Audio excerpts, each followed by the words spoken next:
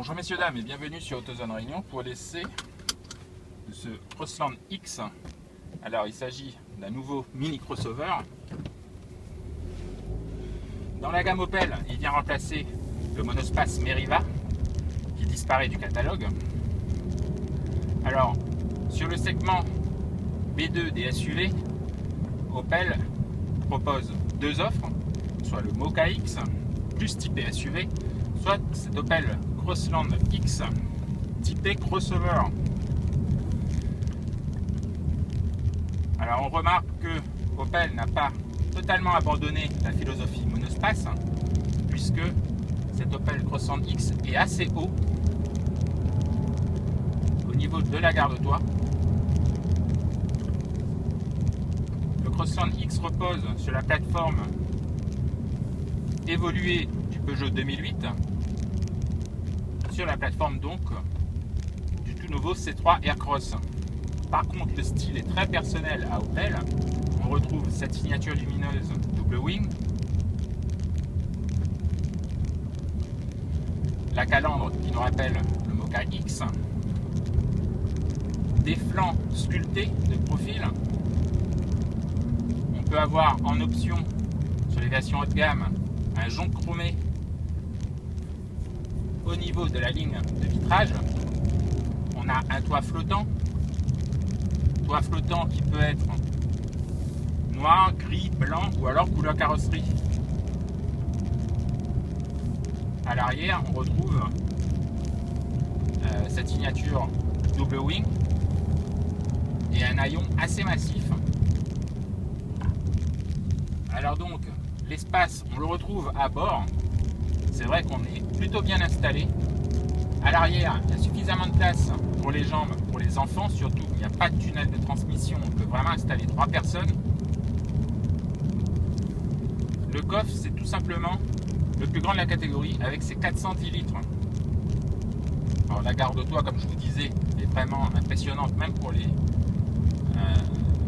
passagers de plus d'1,90 m.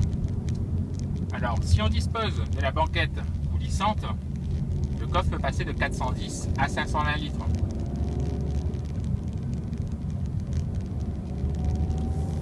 Alors par contre, pour un véhicule qui s'adresse à une clientèle assez jeune, de jeunes papas, de jeunes mamans, on aurait apprécié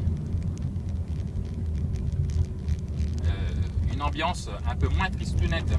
Alors, le Crossland X reprend le dessin de l'Astra.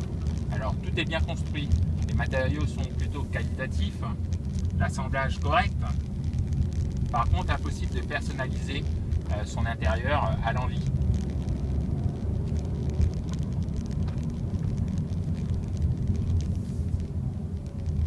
Pour faire entrer un peu de luminosité, il ne faudra peut-être pas hésiter à opter pour le toit panoramique.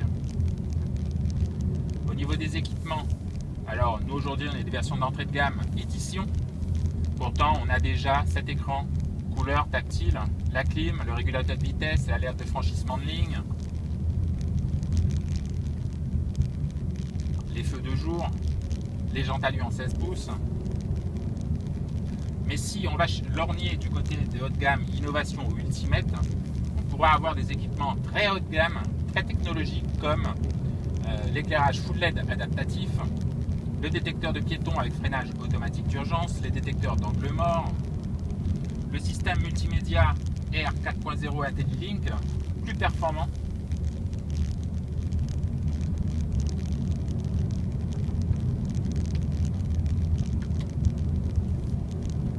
Bref, on peut vraiment se faire plaisir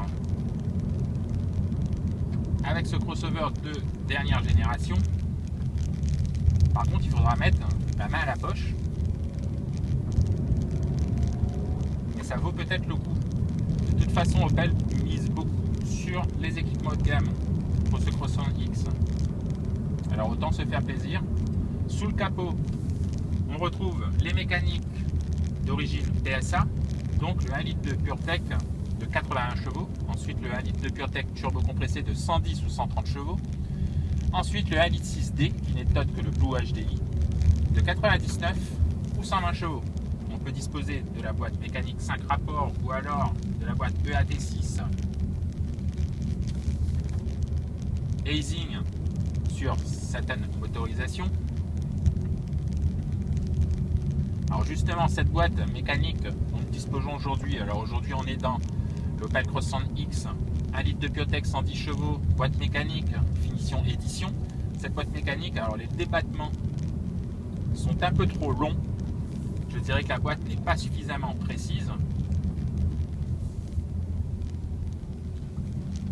Par contre, lui, le moteur de 110 chevaux, dès 2000 tours minute, ça pousse. Et on n'a jamais l'impression de manquer de puissance, même sur route nationale, lors des relances. Ça, c'est vraiment très agréable. C'est peut-être pas le plus discret, mais il est suffisamment vaillant. Au niveau du comportement routier, alors avec cette excellente plateforme,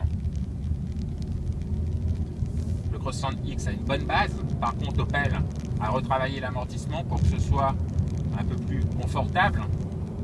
La direction est propre à Opel. Là, par contre, je la trouve un peu trop souple et un peu trop collante. On n'a pas un excellent feeling au niveau du train avant. C'est un peu dommage. Alors, c'est très agréable, très confortable. Mais ça gâche un tout petit peu le dynamisme qu'on peut avoir, par exemple, sur un 2008, justement. Alors, pas d'inquiétude, par contre, le comportement routier est d'un excellent niveau dans ce Crossland X. Voilà, c'était donc un petit essai dynamique de ce nouveau mini crossover qui retrouvera sur sa route les Capture, Mazda CX-3, Fiat 500X, Jeep Renegade et bien d'autres encore, tous les cadeaux de la catégorie. Ce Crossland X, c'est la voiture de notre Miss Réunion pour 2017.